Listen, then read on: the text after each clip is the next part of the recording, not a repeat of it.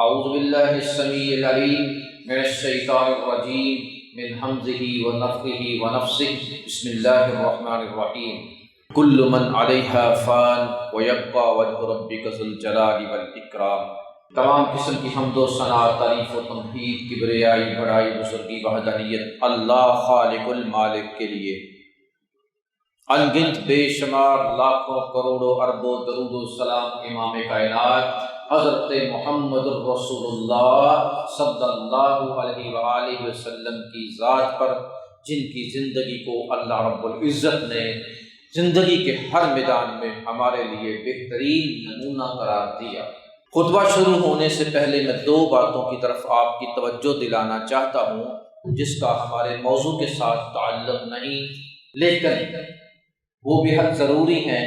پہلی بات یہ ہے کہ جب اذان اذا سمعتم المؤذن فقولوا مثل ما يقول ثم صلوا علیہ، نبی اکرم صلی اللہ علیہ وآلہ وسلم نے ارشاد فرمایا جب تم مؤذن کو سنو تو اسی طرح کہو جیسے وہ کہتا ہے، اس کے بعد مجھ پہ درود پڑھو۔ تو ابھی اذان جب ہو رہی تھی تو آپ ساتھ ساتھ اگر اس کو دہراتے تو ایک گونج بڑی بہترین جو ہے وہ مسجد کے حال میں گونجتی۔ آئندہ سے اس بات کا خیال رکھنا ہے کہ ساتھ ساتھ آپ بھی آہستہ آہستہ آواز میں پڑھیں گے۔ دوسری بات یہ ہے کہ 2-3 دفعہ میں نے آقا علیہ السلام کا نام لیا، محمد صلی اللہ علیہ وآلہ وسلم، لیکن درود کی آواز مجھے کہیں سے سنائی نہیں دی، بہت کم۔ یہ ایک فریضہ ہے ہمارے اوپر کہ جب بھی ہم نبی اکرم صلی اللہ علیہ وسلم کا نام سنیں گے درود لازمی پڑھیں گے، یہ ہمارے ایمان کا حصہ ہے۔ اور اگر نہیں پڑھیں گے تو ہمارے لیے ہلاکت بربادی کی طرف ہے۔ رسول اللہ صلی اللہ علیہ وسلم نے اس پہ آمین کہہ دیا تھا جب فرشتے نے کہا تھا یہ بات۔ تو لہٰذا ہم نے اپنے اعمال کو برباد نہیں کرنا، غارت نہیں کرنا، تباہ و برباد نہیں کرنا۔ جب بھی نام آئے تو اونچی آواز سے پڑھیے گا صلی اللہ علیہ وآلہ وسلم۔ آپ کے اونچا پڑھنے سے جس بندے کے وہ ذہن میں توجہ نہیں تھی یا اس سے ذہن میں نہیں رہا، سن کے وہ بھی شروع ہو جائے گا، آپ کو اس کا بھی اجر ملے گا۔ باہر کیف آتے ہیں اب اپنے موضوع کی طرف۔ آج ہے وہ مسئلہ جس کے اوپر دیکھیں پوری دنیا میں اختلافات پائے جاتے ہیں۔ کوئی بھی ایسی رائے پیش کریں، کتنی سے کتنی اچھی کیوں نہ ہو، عمدہ کیوں نہ ہو، اس پہ لوگ اختلاف کرنے والے موجود ہوتے ہیں۔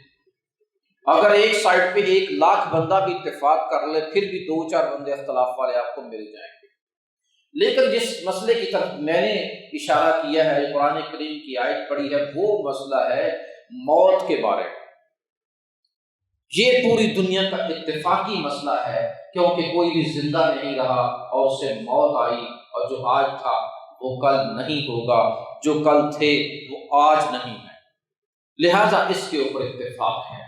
اور جو ایسی اتفاقی چیز ہے اس کے بارے میں آج انشاءاللہ عزیز ہم بات کریں گے۔ اللہ تبارک و تعالیٰ فرماتے ہیں کل من علیہا فان، یہ جو ہر چیز ہے اس کو فنا ہے۔ وَيَبْقَى وَجْهُ رَبِّكَ ذُو الْجَلَالِ وَالْإِكْرَامِ، اور بقا ہے صرف تمہارے رب کی ذات کو، یعنی رب کے سوا، خالق کے سوا جو مخلوق ہے وہ ساری کی ساری موت کو چکھے گی۔ کل نفس ذائقۃ الموت، اس سفر سے ہم نے گزرنا ہے، اس ذائقے کو چکھنا ہے۔ یہ ایک ایسا سفر ہے جو ہم سب کو طے کرنا ہے، موت سے لے کے جنت تک یا موت سے لے کے جہنم تک۔ یہ ایک ایسا سفر ہے اور جس کی داستان جو ہے قرآن و حدیث میں بیان کر دی گئی۔ جب ہم نے یہ سفر کرنا ہی ہے تو پھر اس کی تیاری بھی تو کرنی ہے۔ اگر ہمیں کہا جائے کہ شمالی علاقہ جات میں آپ نے جانا ہے تو پھر وہ کہتے ہیں کہ جی کپڑے تھوڑے سے موٹے رکھ لیں، یہ کاٹن کا سوٹ ادھر نہیں چلے گا، وہاں یہ چیزیں رکھ لیں، سرد ہوائیں چلتی ہیں، ٹھنڈ بڑی ہوتی ہے، تو ہم اسی طرح وہ ساری چیزیں جو ہے نا وہ لے کر جاتے ہیں کہ ہم وہاں یہ مسائل درپیش ہیں۔ صحرا کا سفر کرنا ہے تو کہا جاتا ہے کہ پانی کی بڑی قلت ہوگی، پانی کا انتظام ضروری ہے، اور وہاں اس طرح کے سانپ بچھو پائے جاتے ہیں، رات کو اگر سونا ہے تو اس طرح کے کیمپ لگانے چاہیے، ساری چیزیں اس کا پورا اہتمام کرتے ہیں۔ لیکن اگر کہا جائے کہ جی موت کا بھی ایک سفر ہے، موت کی طرف روانہ ہونا ہے، اور پھر قبر، پھر حشر، پھر جنت جہنم، اس کے لیے بھی تیاری، کیا ضروری سامان ہے، کیا چیزیں درکار ہیں، وہاں کون سی چیزیں کام آئیں گی، کون سی چیزیں ہمارے لیے نقصان دہ ہوں گی، ہمیں اس کی خبر دے دی گئی ہے۔ دیکھیں، ہم موت کے منہ میں زندہ ہیں، وہ جب وقت آئے گا پکڑ لیے جائیں۔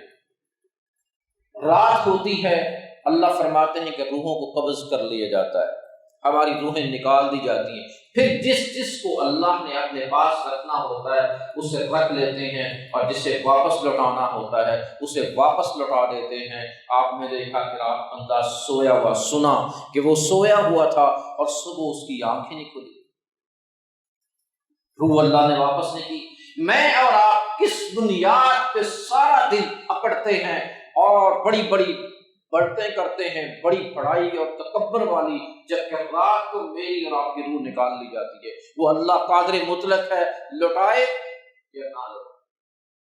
کبھی ہم نے سوچا ہے کہ توبہ کر کے سوئے ہیں کہ نہیں سوئے، یہ توفیق ملی ہے کہ نہیں ملی، کس چکر میں پھر رہے ہیں؟ اقترب للناس حسابهم وهم في غفلة معرضون، لوگوں کا حساب تو بہت ہی قریب ہے اور وہ غفلت میں پھر رہے ہیں، منہ پھیر کے، جیسے انہیں کوئی احساس ہی نہیں اس بات کا۔ بڑا قریب حساب ہے، موت قریب ہے، اور ہم اس کے بالکل قریب۔ جب اینما تکونوا یدرککم الموت ولو کنتم فی بروج مشیدہ، جہاں کہیں بھی تم ہوگے موت تمہیں پکڑ لے گی۔ وَلَوْ كُنْتُمْ فِي بُرُوجٍ مُشَيَّدَةٍ، اس سے بچنے کے لیے کتنے مرضی جو ہے قلعہ بند جو ہے جگہ ہوں اور بڑے بڑے برج ہوں، اور آپ سمجھے کہ اس کے اندر سے ہوا بھی نہیں گزرتی، پھر بھی تمہیں وہاں سے پکڑ لے۔ اب آتے ہیں اس سفر کی طرف۔ ایک نیک آدمی کا سفر کیسا ہے، اور ایک برے آدمی اور ظالم شخص کا سفر کیسا ہے۔ جب برے آدمی کے پاس فرشتے آتے ہیں، اللہ فرماتے ہیں الذین تتوفاہم الملائکۃ ظالمی انفسہم فالقوا السلام ما کنا نعمل من سوء۔ جب آتے ہیں اس کے پاس، دیکھ لیتا ہے فرشتوں کو، تو وہ کہتا ہے کہ یہ میں تو بڑے اچھے کام کرتا رہا، لیکن وہ پھر بتاتے ہیں اچھے نہیں کرتے رہے، اب اپنے انجام کی طرف سفر کرو۔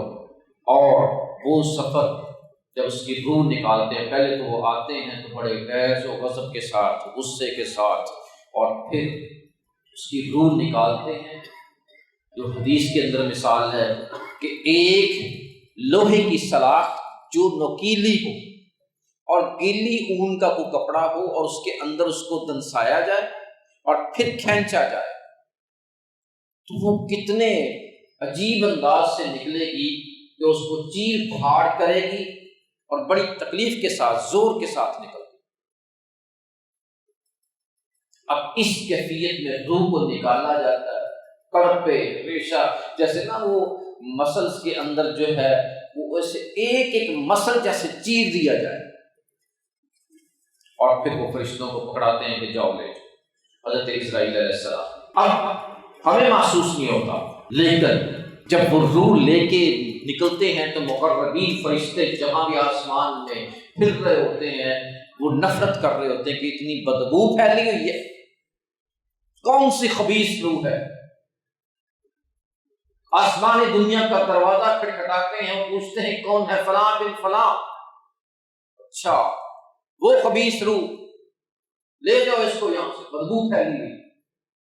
ہمارا ایک تعارف جو ہے، چاہتے ہیں نا کہ ہم دنیا میں جی میرا تعارف ہو، لوگ اس کے لیے بڑا بنا رہے ہوتے ہیں، میرے اتنے فالورز، میرے فلاں فلاں فلاں، تعارف ہے ہمارا ایک، فرشتوں کے ہاں بھی، اللہ کے ہاں بھی ہے۔ اب تعارف پتہ چل گیا، وہ کہتے ہیں خبیث روح ہے، فلاں بن فلاں، فلاں ظالم شخص، لے جاؤ اس کو، دفع کرو یہاں سے۔ اللہ فرماتے ہیں وہ نچلے درجے کا جو درجہ ہے، مقام سجین، وہاں جا کے رکھو اس کو۔ جتنی خبیث زمانے کی روحیں کٹھی ہوئی ہیں نا، ساری اس کے اندر رکھ، جمع خبیثوں کے ساتھ جا کے ملاؤ اس کو۔ آئے افسوس وہاں ابو جہل کی روح ہوگی، آئے افسوس وہاں فرعون کی روح ہوگی، وہاں نمرود کی روح ہوگی، حمان کی ہوگی، شداد کی ہوگی۔ آئے افسوس کہ امت مسلمہ کا فرد جو ہے اس کی روح، میری اور آپ کی روح اگر وہاں جا کے رکھ دی جائے اور سم فرعون کے ساتھ، اللہ کے دشمنوں اور اس کے رسولوں کے دشمنوں کے ساتھ رکھ دی جائے، کتنے افسوس کی بات ہو۔ یہ ایک مرحلہ ہے۔ اس کے بعد پھر دوسرا مرحلہ ہے، جنازہ اٹھایا جاتا ہے اور روح پھر لائی جاتی ہے، اور وہ شخص کہتا ہے کہ جی، روح ہی کہتی ہے کہ مجھے نہ لے کے جاؤ، مجھے نہ لے کے جاؤ، مجھے نہ لے کے جاؤ۔ برا انجام دیکھ لیا ہے۔ ادھر سے جب قبر کی مٹی، آخری اینٹ لگتی ہے، مٹی ڈالنا شروع کرتے ہیں، فرشتے اندر آ جاتے ہیں۔ نبی صلی اللہ علیہ وسلم فرمایا منکر اور نکیر ان کے نام ہیں، سیاہ چہرے ہیں، نیلی آنکھیں ہیں، اور آ کے وہ سوال پوچھتے ہیں۔ پہلے تو ایک سین آتا ہے کہ نماز عصر کا وقت ہے اور سورج غروب ہونے کی طرف نظر آ رہا ہوتا ہے، اور وہ جب سوال شروع کرتے ہیں کہتے ہیں رکو، نماز قضا ہو گئی ہے، میں پہلے نماز پڑھ لوں، میں پھر جواب دوں۔ یہ وہ شخص ہے جسے اپنی نماز کی فکر ہوا کرتی تھی، اور وہ کہیں انہیں پتہ چل جائے گا کہ یہ شخص جو ہے نا یہ کوئی خوش قسمت روح ہے، اور وہ پھر کہتے ہیں نہیں، یہ دنیا کے ساتھ تمہارا معاملہ تھا۔ اب یہ ہمیں کچھ سوالات ہیں، ان کے جواب دو۔ من ربک؟ ربی اللہ۔ ما دینک؟ دین الاسلام۔ من نبیک؟ محمد رسول صلی اللہ علیہ وسلم۔ چوتھا سوال ہے ان ساری چیزوں کا کیسے پتہ چلا تمہیں؟ وہ اللہ کی کتاب پڑھتا تھا، اپنے نبی کا فرمان پڑھا کرتا تھا، مجھے پتہ چل گیا۔ بعض احادیث میں ہے کہ ایک اور سوال کرتے ہیں کہ اس شخص کے بارے میں ہمیں بتائیے جو آپ میں مبعوث کیے گئے تھے تم لوگوں، تو کہتے ہیں کہ وہ اللہ کے رسول تھے، محمد رسول صلی اللہ علیہ وسلم، وہ حق لے کر آئے، سچ لے کر آئے، اللہ کی طرف سے پیغام لے کر آئے، ہم نے ان کی تعلیمات کو صحیح سمجھا، سچا سمجھا۔ تو پھر وہ کہتے ہیں کہ خوش قسمتی ہے، خوش بختی تمہارے لیے کہ تمہاری دنیا میں اسی عقیدے پہ موت ہوئی، آج اسی عقیدے پہ ہو، کل اسی عقیدے پہ اٹھائے جاؤ۔ لوگ کہہ دیتے ہیں کہ جی ہم مسلمان ہیں، ہمارا یہی عقیدہ ہے، ہم تو پھر کامیاب ہو جائیں گے۔ کیسے اس عقیدے کی بنیاد پہ کامیاب؟ یہ وہ تو مومن بندے کی بات ہے۔ یہاں تو ہماری حالت یہ ہے کہ رمیش کمار ہندو اسمبلی میں بل پیش کرتا ہے کہ تمام مذاہب میں شراب کو حرام کہا گیا ہے، شراب حرام ہے، لہذا پاکستان میں جو پرمٹ جاری کیے ہوئے شراب کے وہ ختم کیے جائیں، اور اسمبلی میں سارے مسلمان اس کے خلاف کھڑے ہو جاتے ہیں۔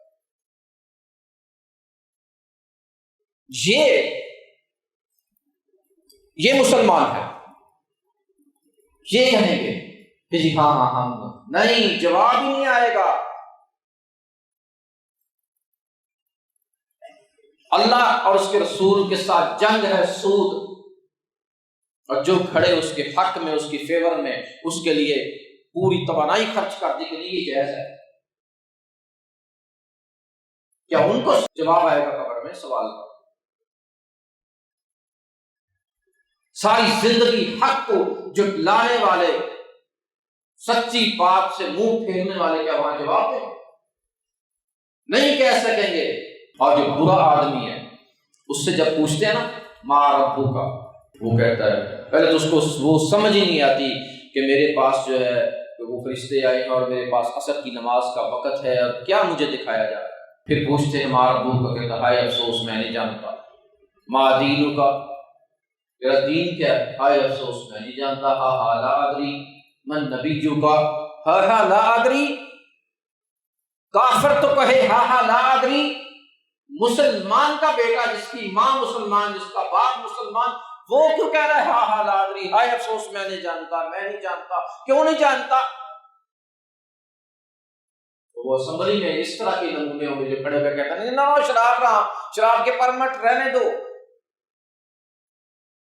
ہندو کہتا ہے شراب حرام ہے، اس کے خلاف کھڑا ہو گیا، اور مسلمانوں کے بیٹے کھڑے ہو گئے نہیں رہنے دو اس کو جی۔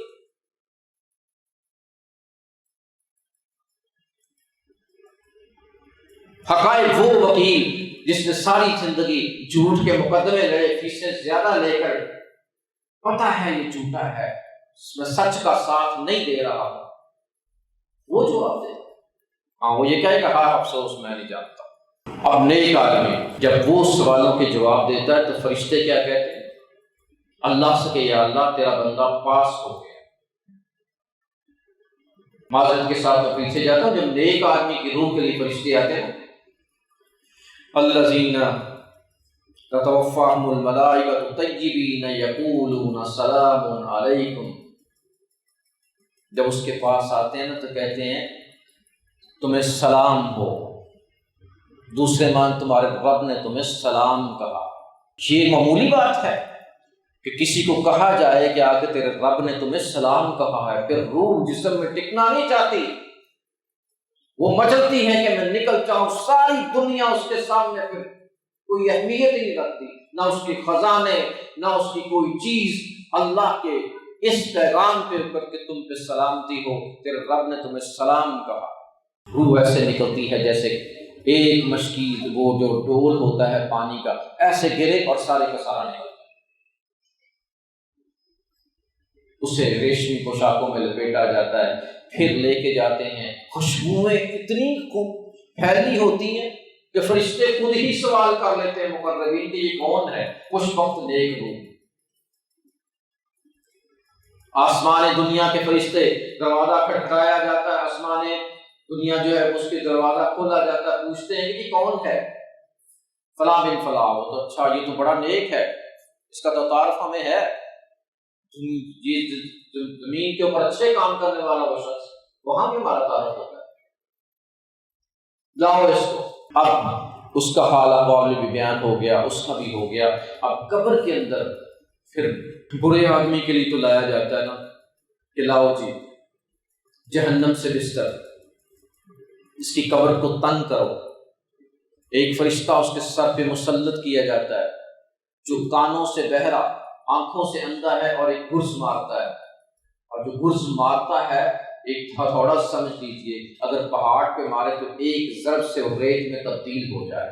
اندھا اس لیے تڑپتا نہ دیکھے رحم نہ آئے، اور بہرا اس لیے ہے کہ چیخ و پکار سن کے اس کو رحم نہ آئے. اللہ اکبر. جب وہ سوال جواب ہو رہے ہوتے ہیں نا تو دنیا کی ایک آخری آواز سنائی دیتی ہے، قدموں کی آہٹ. جب ہم لوگ واپس پلٹتے ہیں تو یہ دنیا کی آخری آواز ہے جو سنائی دیتی ہے، قدموں کی آہٹ کو سنتے ہیں. وہ جب کامیاب ہو جاتا ہے شخص، اس کے لیے جنت سے بستر آتا ہے، بچھایا جاتا ہے، 70 ہاتھ قبر کو کھولا جاتا ہے، تقریباً 105 فٹ تک، 105 فٹ ادھر، 105 فٹ ادھر چاروں طرف، اور جنت کی طرف سے روشن دان کھڑکیاں، خوشبوئیں، معطر ہوائیں. یہ جب سنتا ہے کہ میں کامیاب ہو گیا ہوں، ادھر سے قدموں کی آہٹ سنائی دیتی. پھر وہ کہتا ہے کہ مجھے چھوڑو، میں اپنے باپ، چچا، بھائی، خاندان کے لوگوں کو بتاؤں کہ میں کامیاب ہو گیا ہوں. وہ کہتے نہیں، اب نہیں، نم کرو مت العروس، اب سو جاؤ. دوسرے کو بھی سنائی دیتی ہے. وہ اس لیے سنائی دیتی ہے کہ بے بسی کا، کہ بلاؤ ان کو، چھڑائیں تمہیں آ کے، کون آج تیرا ساتھ دے رہا ہے؟ جن کی وجہ سے تو نے ظلم و ستم کیے، جن کے لیے حرام کمایا تھا اولاد کے لیے، وہ چھوڑ کے جا رہی. بڑے پنچایتوں میں جھوٹ بولے، فیصلے غلط کیے بھائیوں کو بچانے کے لیے، چھوڑ کے جا رہے. دوست احباب کی محفلوں میں کیا کچھ کیا، چھوڑ کے جا رہے. بلاؤ ان کو آج تمہیں چھڑا سکیں. قدموں کی آہٹ سنائی دے رہی ہے، بے بسی کی انتہا ہے، کوئی نہیں آیا، سب چھوڑ کے چلے گئے. ادھر دوسرے کا حال دیکھیے. ایک کو تو سلا دیا گیا، میٹھی نیند. دوسرے کے پاس ایک آدمی آ کے بیٹھ جاتا ہے، باتیں کرتا ہے، پوچھتا ہے تم کون ہو؟ اتنے اچھے، خوبصورت، اتنی اچھی باتیں کرنے والے. کہتا ہے کہ تو نے پہچانا نہیں مجھے؟ نہیں، میں تیرا اچھا عمل ہوں، میں نے تیرا ساتھ نہیں چھوڑا، آج قبر میں تیرے ساتھ ہوں، اور مجھے اللہ نے انسانی شکل بنا کے بھیج دیا کہ تیرا دل بہلاؤں، تجھے کوئی بوریت نہ ہو. یہ ہے عمل صالح، یہ ہے آپ کی نماز، روزہ، حج، زکوٰۃ، اچھے عمل، حسن اخلاق، نیکیاں۔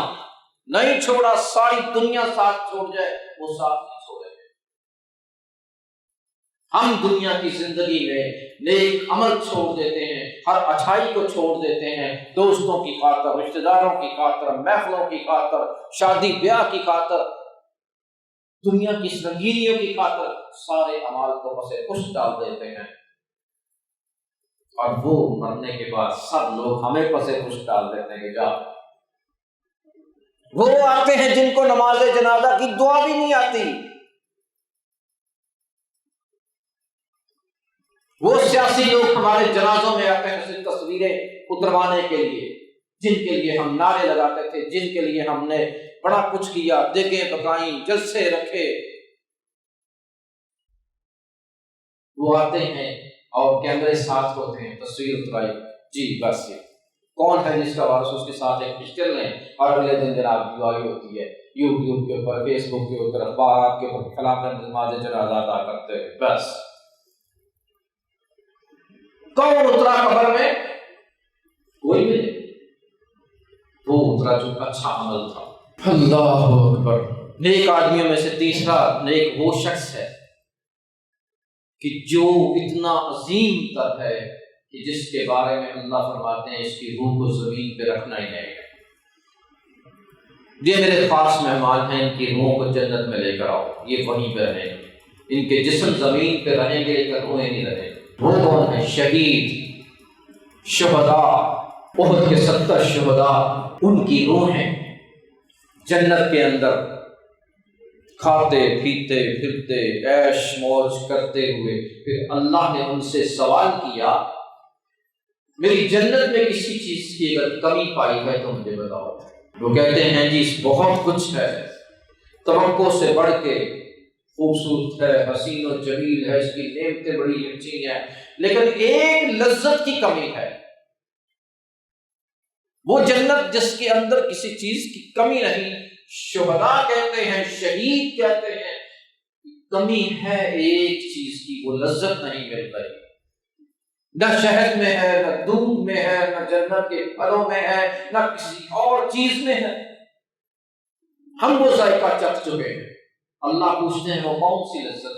یا اللہ جب ہم شہید ہوئے تھے، جو شہادت کے وقت ہمیں لذت ملی تھی، وہ لذت پوری جنت میں نہیں۔ ہم چاہتے ہیں کہ ہمیں دنیا میں پھر بھیجو، ہم پھر شہید ہوں، پھر بھیجیں، پھر شہید ہوں، پھر بھیجیں، پھر شہید ہوں۔ وہ لذت بار بار اٹھانا چاہتے ہیں، جس لذت سے آج مسلمان ڈر کے کانپ کے وہ لذت سے ڈرتے ہوئے چھپے ہوئے ہیں، اور ضلالت ہمارا مقدر بن چکا، موت سے ڈرتے ہوئے۔ نبی صلی اللہ علیہ وسلم نے فرمایا تھا کہ وہ بھوکے دسترخوان کی طرح تم پہ ٹوٹ پڑیں گے۔ صحابہ کرام نے پوچھا کہ اللہ کے رسول کیا ہماری تعداد کم ہوگی؟ کفار سے نہیں، کم نہیں ہوگی، تعداد تو بہت ہوگی، تمہیں ایک بیماری لگ جائے گی، وہن، دنیا کی محبت۔ ان کا وہن کیا ہے؟ دنیا کی محبت اور موت سے کراہت۔ بس اس سے ڈرتے ہوئے ہم نے ذلت جو ہے اپنا مقدر بنا۔ نبیوں نے تمنا کی، صحابہ نے تمنا کی، یا اللہ ہمیں شہادت کی موت نصیب فرما۔ ہم ڈر گئے۔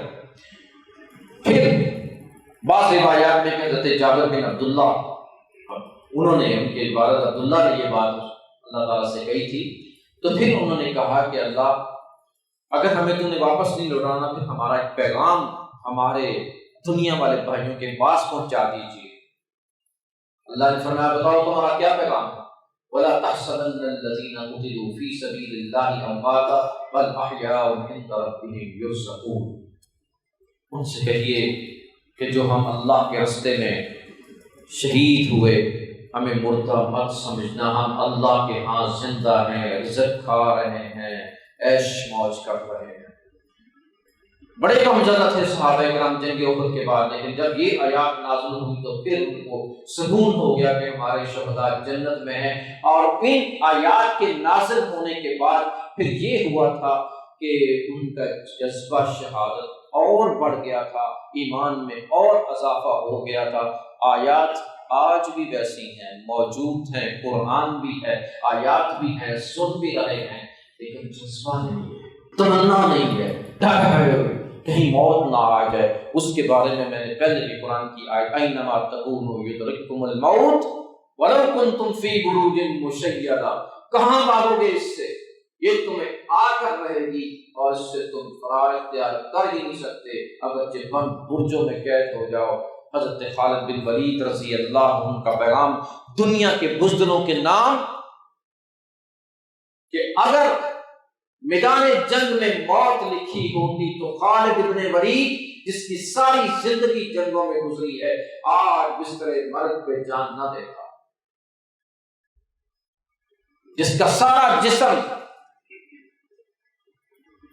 جگہ جگہ نیزے، نیزے، تیر، برچھی، تلواروں کے نشانات، کوئی حصہ ایسا نہیں جہاں زخم نہ آئے ہوں، لیکن شہادت کی موت نہیں آئی۔ میدان کے اندر رہتے ہوئے جنگ موتا میں 9 تلواریں ہاتھ سے ٹوٹتی ہیں، 8 یا 9، اس جوش سے لڑتے ہیں کہ شاید شہادت نصیب ہو جائے۔